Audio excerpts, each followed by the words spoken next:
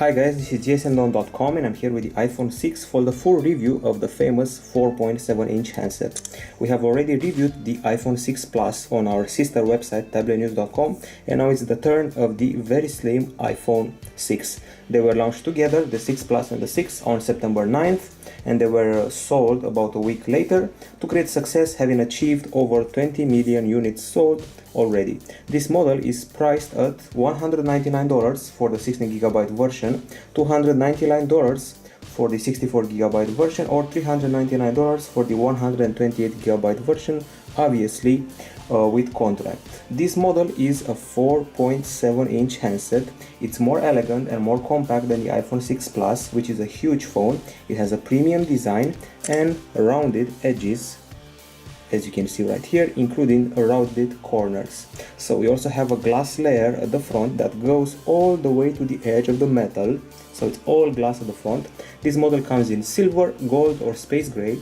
It measures 6.9mm in thickness. It's less than the 7.1mm of the iPhone 6 Plus. So 6.9mm, it weighs 129 grams and the length is 138.1mm. And this is longer than the 123.8mm of the iPhone 5S. The width is 67mm. This is more than the 58.6mm of the iPhone 5S. It's very comfy to hold in the user's hand, much comfier than the iPhone 6 Plus. It's less slippery than the 6 Plus, but still it's slippery because of the rounded edges. The one-hand usage is very easy. I can reach any area of the screen with my thumb, with my big finger, and I can also do a double tap on the home button to get the icons lower for easier use. This is not affected by bend gate. I haven't heard of as many cases of iPhone 6 Plus of iPhone 6 bending as many as there have been iPhone 6 Plus incidents. So no bend gate for this model as far as I know. We have a unibody metal design. Frankly, I hate these plastic stripes at the bottom and top. They're not very pleasing aesthetically. I'm sure they could have done a better job with it, and I mean Apple could have done a better job. So at the front we have everything covered with scratch-proof glass. We have the front camera, the sensors, the earpiece, the home button with Touch ID. At the back we find the protruding back camera, microphone, True Tone flash, and the Apple logo that can be used as a mirror. On the left side we have the mute switch and the pill-shaped volume buttons that have a new design, as you can see, while on the right side we have the on-off button that has been moved here from the top of the previous iPhones, and the nano SIM card slot that you can pull out with a special metal key. Okay, and at the bottom we find 6 speaker holes. The iPhone 6 Plus has 8, lightning port, microphone and audio jack. So overall we're dealing with a premium design with much less compromises than the ones made by the iPhone 6 Plus, so we're digging this new Apple design. Now on the hardware front, what we get here is a 4.7-inch display. It's a Retina HD screen, that's LED backlit. It uses an IPS LCD panel, and the resolution is atypical 1334 over 750 pixels, equating a density of 326 ppi. The processor inside this model, well, it's a dual-core Apple A8 1.4 GHz. It is made by TSMC based on the 20nm process, and it's a 64GB processor. The GPU, it's a PowerVR GX6450, and the storage versions here include 16, 64 or 128GB. There's also 1GB of RAM available on this device. There is the Apple M8 motion coprocessor, and at the front we have a 1.2 megapixel camera, while at the back we have an 8 megapixel iSight shooter with True Tone flash. There's Touch ID in the home button area, and on the connectivity side we got Wi-Fi. So it's Wi-Fi 802.11a, b, g, and AC, Bluetooth 4.0, NFC for Apple Pay, GPS, GLONASS, LTE category 4, which means downloads of 150 mega per second, and we also have an accelerometer, gyroscope, compass, proximity sensor, and a barometer. The battery available here, it's a lithium-ion unit with a capacity of 1810 mAh. On paper, the battery provides 14 hours of 3G talk time, 11 hours of Wi-Fi browsing, or 11 hours of video playback. So let's see how we did. We have a ton of photos and screenshots here. I'm going to look for the one with the battery. Okay, so our test involves Wi-Fi on, brightness at 50%, and a loop of HD video playback, and we achieved 11 hours and 30 minutes, which is very good. In general use, if you do some YouTube, take some photos, play some games, do some browsing, you'll get about 1 day and a half of moderate usage. In the meantime, while we got 11 hours and 30 minutes, the iPhone 6 Plus got 12 hours, the iPhone 5s 11 hours, Galaxy S5 11 hours and 4 minutes, so we're doing very well, but only at the level of the competition. We're not beating them by a huge margin. The charging takes place in 2 hours and 10 minutes, which is pretty much okay. Now you can also go to settings, general, usage, and here you can see the battery usage and the apps that have used the most power over the past days and 24 hours. So you can see what's eating up your battery. There's also the suggestions like enable auto brightness and display zoom and other features that matter towards battery use. Also enable auto lock. I would say that I regret the lack of a power saving option that would be pretty good even on iOS, since we make such good use of it on Android, for example. Okay, so as I said, a pretty good battery. We got past 11 hours, so that's good. Now on the audio side, we have 6 holes for this speaker here. The iPhone 6 Plus has 8, and the iPhone 5 had 16 holes, 16 smaller holes in this area. I would say that this model is surprisingly loud and a bit louder than the iPhone 6 Plus, which was shocking. And we also have a fantastic bass. So let's listen to a tune.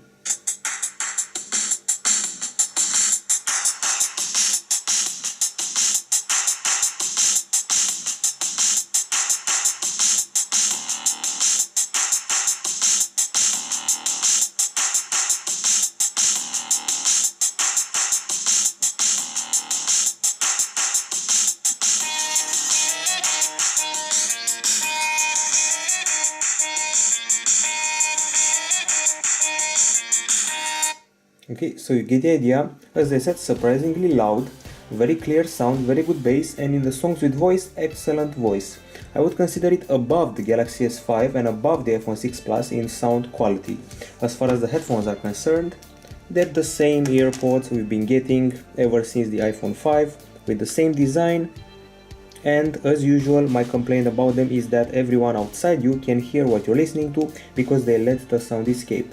And I don't know what's happening with the iPhone 6, but even the headphones are better heard on this model. If you plug these headphones to an iPhone 5, they're not as loud as they are on the iPhone 6. So yes, huge volume, huge bass, splendid sound, so all the best here.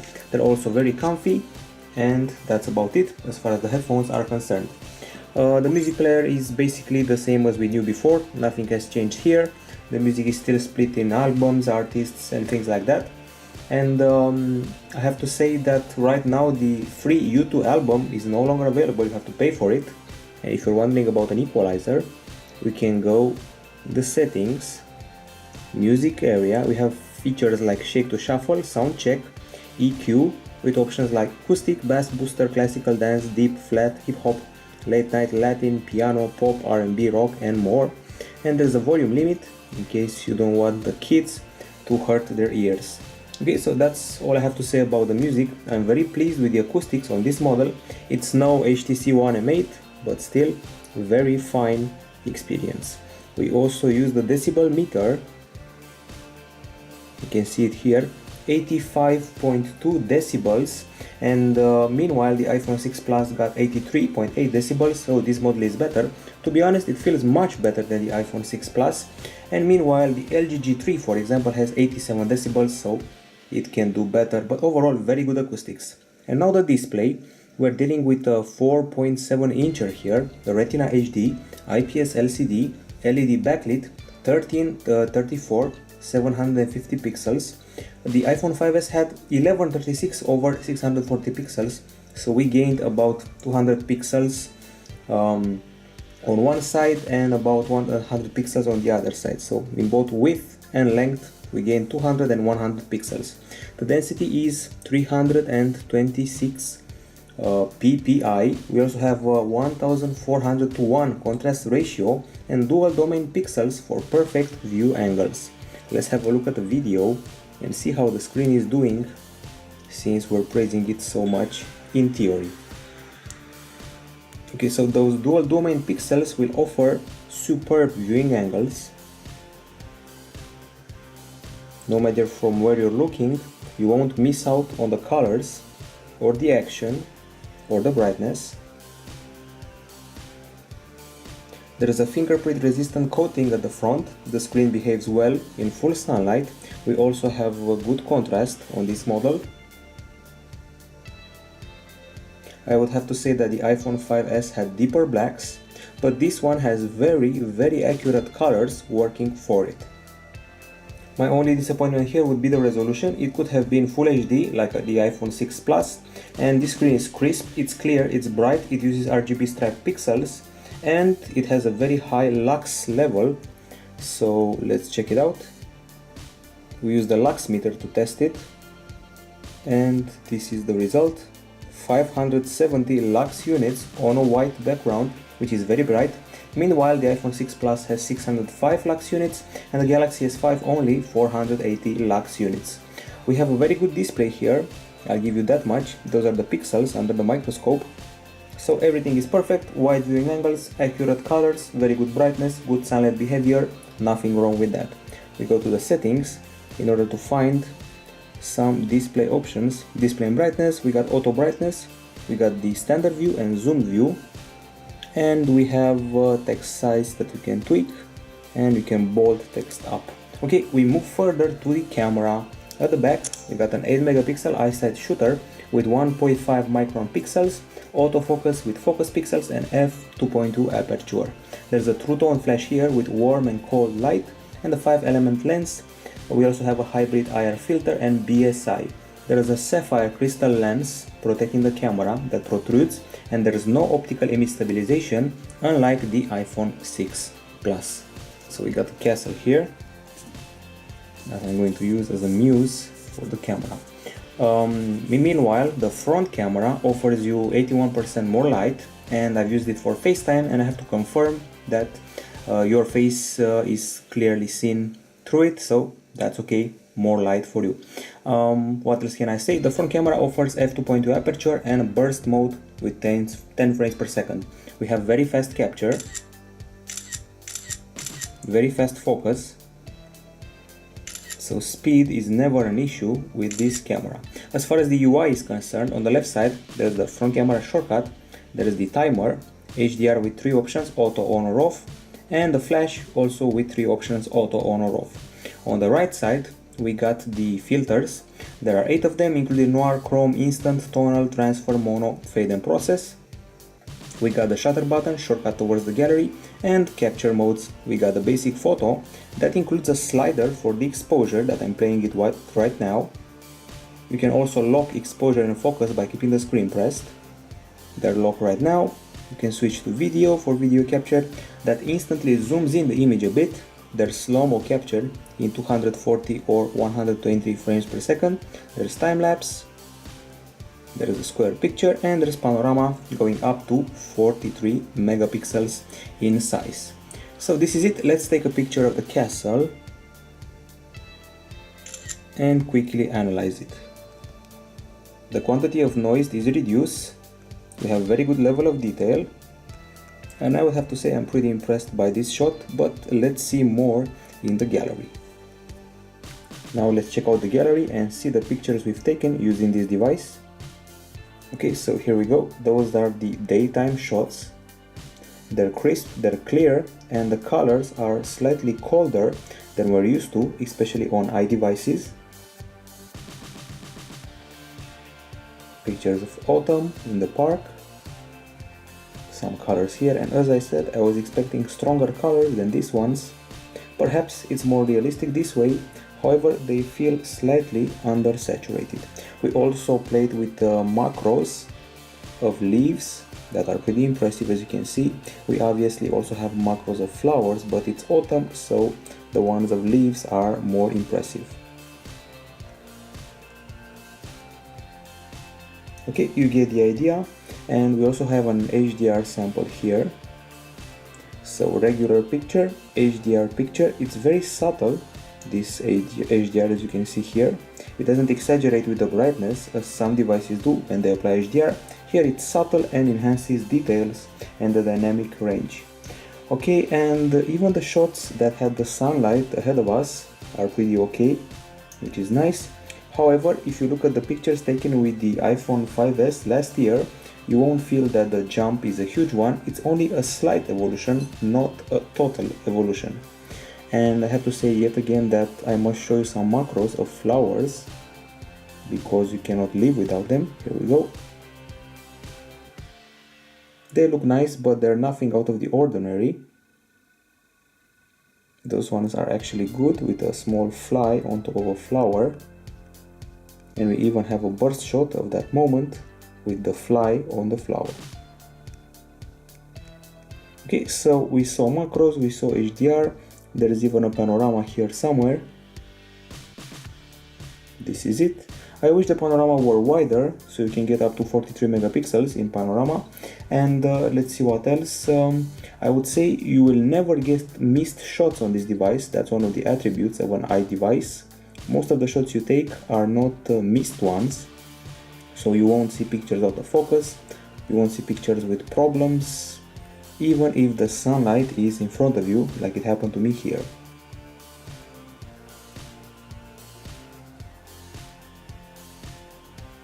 As I said, slight undersaturation, but other than that we're happy. These are more colorful shots, so you can get a good idea of the colors we're getting here.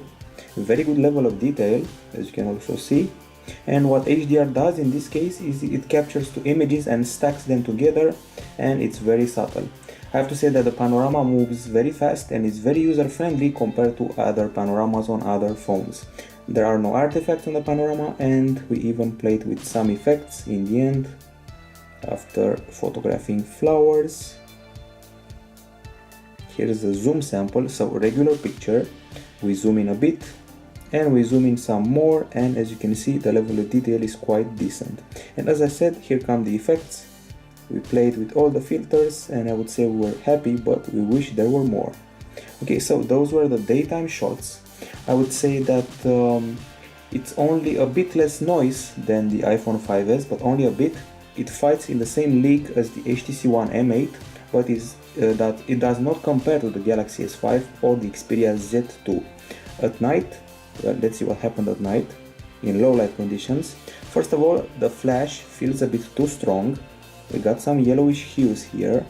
There is quite a bit of noise compared to other models we mentioned before, like the Galaxy S5 and Xperia Z2.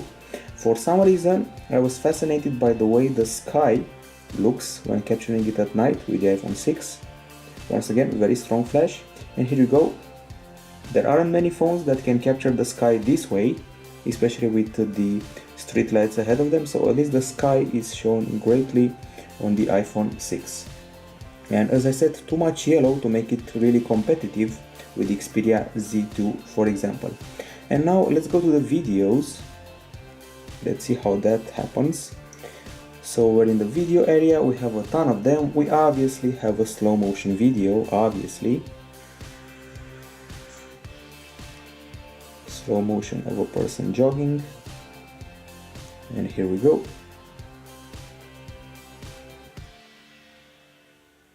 It had to be a girl, it just had to. Other than that, we also have the usual Full HD 30 frames per second shots like this one. The image is crisp, clear, very good dynamic range, slight undersaturation, good focus. And yet another impressive slow motion video, this one. Even the sounds seems to grind to a halt, almost, since everything is slowing down. Okay, so once again you can take slow motion in 120 or 240 frames per second. And now let's see what else we got here. If you have a look at our sister site, tabletnews.com, and the review I did for the iPhone 6 Plus, you'll see a very impressive test of the optical image stabilization, and the exact same test I applied to the iPhone 6. It's simply walking briskly on a set of stairs, ascending and filming at the same time, you can see that the balance is greater here compared to the iPhone 6 Plus. However, I would say the stabilization is decent considering it's only an electronic one. Okay, we're done with the stabilization. It's time for the zoom test, and I was quite disappointed to notice that the drop in quality is quite big, or bigger than I expected. And we also did two similar filmings. We have this frame filmed in Full HD, 30 frames per second, and then the same thing filmed in 60 frames per second, looking much crisper, more realistic. It feels like an action movie in the cinema. More fluid and better motion. Okay, and I would say that the colors are good, however they feel a bit cold. By the way, the slow motion samples in 120 or 240 frames per second are 720p, and you should remember that Apple has a 4:3 sensor and it doesn't have enough horizontal resolution to take 4K videos, just in case you're wondering why we can only film in Full HD. The 30 frames per second videos have a bitrate of 18 mega per second, and mono audio is available here. The audio bitrate is quite weak, 60 kilo per second. Meanwhile, the 60 frame per second video has a bitrate of 25 mega per second. The 240 FPS slow motion video has 40 mega per second, and the 120 frames per second has 29 mega per second. I would say that the filming here is a slight improvement over the iPhone 5s, but only slightly. And now at night, we have 3 videos happening at night. The first one, if I'm not mistaken, is without flash. I would say that the level of noise is quite okay. The quality is above the, let's say, Galaxy Note 3 and HTC One. The colors are okay, focus is good, there's no problem with the lights. And let's see the one with flash. Aside from the reflections, a problem I also had with the iPhone 6 Plus, I would say that we're doing fine when it comes to low light video capture. However, I feel that the nighttime capture is below the iPhone 6 Plus, even in these conditions. And one last nighttime video sample. As we draw the final conclusion related to the camera, so the iPhone 6 plays in the same league as the HTC One M8, but it's below the big league, which is the Galaxy S5, Xperia Z2 and iPhone 6 Plus. It's also improved compared to the iPhone 5s by about 15 to 20%. And we didn't forget about editing. You can do a little bit of editing, obviously. Just select a picture, press edit, and you'll be treated to some nifty options like this one that autocorrects the picture. We also have one red eye removal if you want to, and obviously the crop, rotate, straighten, and you can even mess with the aspect ratio of the picture. Then we got the filters you can play with, and then the options for light, color and black and white, each of them with sub options like exposure, highlights, shadows, brightness, contrast, saturation, cast and more, all of them with sliders. Okay, and then you can discard changes. And finally, we also have options that allow you to tweak your pictures through other apps, so third-party options. And also the gallery has been upgraded. Once iOS 8 came, we have a new search method that you can see right here. You can search nearby stuff, you can search stuff by date and by people, as far as I know. And another novelty in iOS 8 is the recently deleted area, where you can see the stuff you've recently deleted, and it's being kept like in a recycle bin for about 30 days. Now let's get to the performance of the device. And what we achieved here is a temperature of 36.9 degrees Celsius after playing the game Riptide GP2 for 15 minutes, so no, there is no overheating whatsoever. Okay, now allow me to access gsndom.com. Here we go. This is Safari, it's very fast, instant loading of our website. We have elegant tabs available here that you can alternate between. We also have the private option. There is also this one that allows you to send your links to the message, mail, Twitter or Facebook. We got the option to see the shared links from your Twitter account. And this is pretty much it. I'm very happy with Safari, and as you'll see, the SunSpider result shows it's a very good browser. And on the keyboard, we got here a keyboard that has the quick type system that predicts accurately your typing methods, and you can also opt for third-party solutions if you want more keyboards. Sticking in the same keyboard area, you should remember that you can choose suggestions that come with QuickType. The keyboard learns from you, and as I said, it's a good piece of news that we have third-party keyboard supported. Now, as far as the calling is concerned, well, what we're dealing with here is a handset with very good call quality, and the FaceTime talks are better lit now, so the front camera captures more light, and that you can actually feel there is Wi-Fi calling, there is an OK signal, and the quality is simply excellent. I recently played with the iPhone 6 Plus and was very disappointed by the volume, by the robotic feel of the voices, and by the fact that there was a hissing in the background. No problem with that here, perfect acoustics. And the difference is quite huge from the iPhone 6 Plus, so remember that. And now we're in that part of the review where I'll do a lot of talking, probably a lot of messing around, because there's a lot of numbers to repeat. I'm talking about the benchmarks. Okay, so this is Geekbench 3, and I'm about to compare the iPhone 6 to a lot, and I mean a lot of phones. So we scored 1629 over 2923, and here I mean 1629 in the single core test and 2923 in the multi-core test. And meanwhile, the iPhone 5s scored 1410 in the first one and 2563 in the second one. iPhone 6 Plus 1629 just the same, and 2922 very close. Galaxy S5 854 and 2553. HTC One M8 979 and 2900.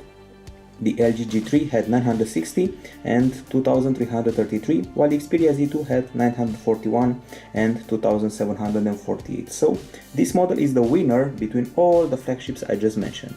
This is lean pack. We scored a maximum level of megaflops of 1643, also a winner.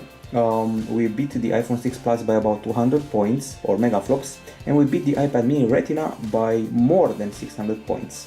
Next up, 3D Mark iStorm Unlimited, 17,389 points here. It may sound impressive, but we got beaten. iPhone 6 Plus scored 17,925. Meanwhile, the iPhone 5s only 13,700.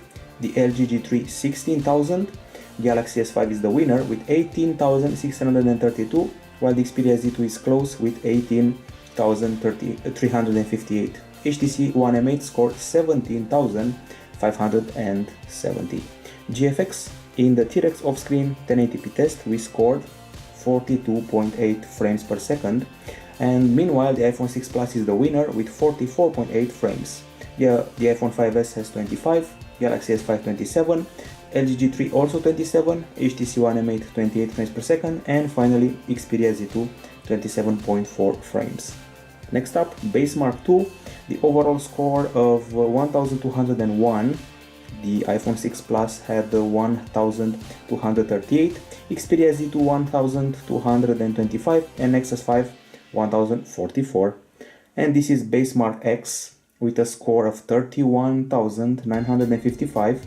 We won the battle. The iPhone 5s has 27,000, Xperia Z2 25,000, and Lumia 1520 25,000, as you can see right here. We even tried Antutu, that has been proved to be filled with bugs according to the reviews in the App Store. Anyway, we gave it a go. We achieved a huge score, 48,949. The Galaxy S5 has 34,000, LG G3 35,000, Xperia Z2 33,000, and HTC One M8 34,000, so we beat them by quite a margin. This is the speed test, and on Wi-Fi we achieved 28 megapixel in download, 21 in upload. The iPhone 6 Plus has 24 and 20, LG G3 20 and 21, and the iPad mini Retina has 19 megapixel in download, so yet again impressive. Browser Mark didn't work on this device, neither did it work on the iPhone 6 Plus. In SunSpider we scored a very good 354, the lower the better, which we won. The iPhone 6 Plus has 363, Galaxy S5 413, iPhone 5s 473, Xperia Z2 a huge 1017, and the LG G3 652, so we beat them all by the lowest score. The conclusions: we did 9 benchmarks, and this model won 6 out of 9, with many of the rest being won by the iPhone 6 Plus, so Apple dominates the benchmarks this year. Obviously, it's very good with any game you can throw at it, and I mean any game. That also includes Bioshock, Angry Birds, Transformers, anything, and obviously there is no lag to be found here. For those of you watching my review of the iPhone 6 Plus on tabletnews.com, you've already seen a very detailed analysis of iOS 8. I'll give it here a brief analysis of the same operating system. So this is the iPhone 6 and iOS 8 brings an uglier control center, even more minimalistic. The usual controls for connectivity and brightness, music, and a few shortcuts here. And then we got the notification area. Here you can see the notifications. And here we got the today area that you can customize with widgets. So I press edit, and if I have apps like ones that are related to an airport ticket, or even this one here, it's called Fragment Inspiration, or Dropbox, they are integrated as widgets in the today area, and many more apps will be open to this in the future. Also, iOS 8 brings interactable banners for notification. You can answer a comment on Facebook or a message straight away. If you double tap the home button, like I'm trying to do right now, you'll bring the upper area of the interface closer to you, and that's supposing you think the phone is too long for you and you want to reach the top part of the screen without having to overreach. The multitasking area, double tap the home button, you can see the usual apps with the icon beneath them, just so there is no confusion. Also at the top you can see the recent calls and your favorite contacts. Now Spotlight has also evolved. So if I start searching for Angry Birds, I will find emails, I will find applications, Wikipedia entries, the web, apps, podcasts, so Spotlight has truly evolved. Siri now has Shazam integration and supports Hey Siri activation if the phone is charging. You have Rotten Tomatoes movie integration, and you can ask Siri to turn down the brightness. Turn down brightness. I made it a bit darker. Turn up brightness. Turn up brightness. Okay, this is as bright as it gets. Okay, so you get the idea, plus a ton of commands, and as I said, Rotten Tomatoes movie integration. Then we got something called iCloud Drive that I'm going to look up here. So here it is, iCloud Drive. You can sync stuff from your games, from your Safari, Dropbox, calendars, reminders, and a ton of files, not only music, videos, and things like that. There is also family sharing with iOS 8, allowing you to use the same credit card for 6 persons in a family, and the kids, for example, have to ask permission from their father to set up and purchase a game if they want. And other things to show here, we got Apple Pay that uses NFC and that uses Touch ID. I have already memorized my print, and now I can unlock the device simply with my print. Obviously it's better and faster than on the iPhone 5S. As you can see, I remember having a hard time on the iPhone 5S and struggling a lot, both to record my print and both to find it activated. Okay, so we're turning stuff off. Okay, so we're done. That was the Touch ID demo. Works very fast, is very precise, and now also in iOS 8 you can send audio via iMessage, a short audio message that will be deleted, and the email app now includes an interesting series of gestures. We got this swipe to achieve more flag and archive, and a swipe to the other side to mark as read. There is also a feature called handoff. It's very easy to figure out. You start a document, a Safari page, even a call on your device, and then move on to the Mac and continue the same thing. So you continue working on the iPhone, iPad, and Mac by simply syncing stuff up and continuing via handoff. By the way, you can take over SMS messages and calls from your phone to the Mac, which is very cool. It's required that you have OS X, Yosemite, and iOS 8. And now let's check out the list of pre-installed apps here. Obviously the dock area you already know. Then there's the calendar that hasn't changed very much, also with landscape orientation. There is the gallery, there is the weather app that now includes more days and more information for the following hours. And then we find the clock. No changes here as well compared to iOS 7. And then maps, good old Apple Maps. locating us and providing information for the surrounding area. It feels just slightly faster than it was before, and now, if I'm not mistaken, Google and Apple has changed provider for the map services. They've changed from Google to TomTom, so those are the providers of the mapping solutions. As you can see here, data from TomTom and others, and that was a bit of lag that you saw earlier. So yes folks, lag does happen, but only when using graphically intensive and data intensive apps such as this one. Okay, so this is the new Apple Maps with TomTom content instead of Google content. And let's see what else. We got videos, we got notes. Quickly add a note, write buy milk and things like that. You can see here the quick type and your suggestions. And then we got the reminders. Then we got stocks. Following that we got the game center, where you can see all the titles I've played, my friends, games, and yet another sample of lag. There are times when the famous iOS will feel a bit laggy, even though I said earlier that it doesn't lag. So there are two ways to get it stuck. Open Apple Maps for the first time in a long time, and open Game Center for the first time in a long time. Okay, so we're done with that, and maybe let's even close the app so it may recover from its laggy state.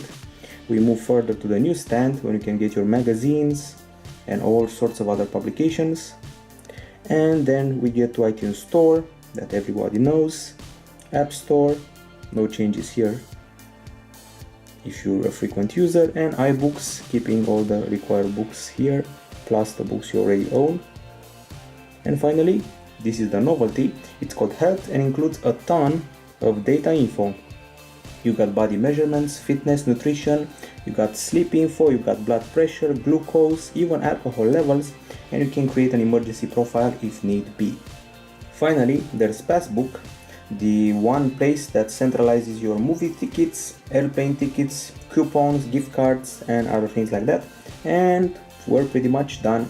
This is the end of the review of the iPhone 6. Obviously, you can find apps here like FaceTime, calculator, podcasts, or the extras like compass, tips, voice memo, or contacts, but we already know them from previous iterations of the iPhones. So the iPhone 6, it's time for the verdicts right here at gsndom.com. Okay, so first things first, we got the pros. This model is much more hand-friendly than its bigger brother, the iPhone 6 Plus. It's more comfy, it's still a premium phone, a very thin premium phone made of metal and glass. It has a good battery, 11 hours and 30 minutes of continuous HD playback, superb acoustics. I was totally overwhelmed. It totally beats the iPhone 6 Plus for some reason. It has a great and bright screen that absolutely nobody can complain about. And it has a good camera, but only good, only okay. It's below the competition. Slow-mo is nice. We got a high performance in spite of the lag just seen for some reason, and very, and I do mean very, good calls.